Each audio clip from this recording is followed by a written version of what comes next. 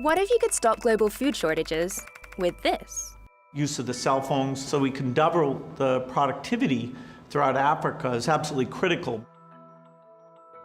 70% of the world's food comes from small isolated farms that are on average only 2 acres, about 0.8 hectares, like Daryl's farm in Kenya.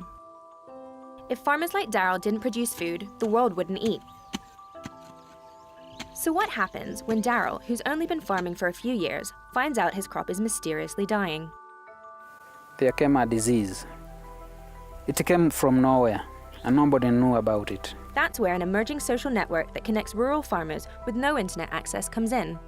We Farm, a London-based startup that's recently raised $1.6 million in seed funding, works on a simple premise. Have a problem? Send a text that goes out to 120,000 other farmers and crowdsource the answer. That's exactly what Daryl did when worms got into his tomato crop. Luckily, whoever got that question, it is like God who worked there.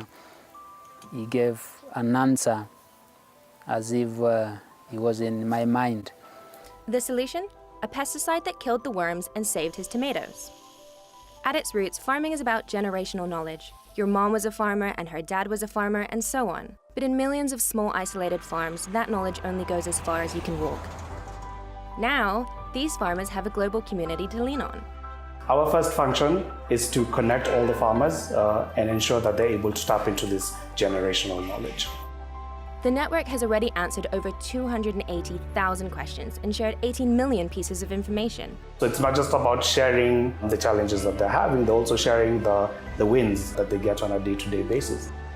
Basically, the more successful the farmer, the more land he can buy, and the more crops he can grow for the world.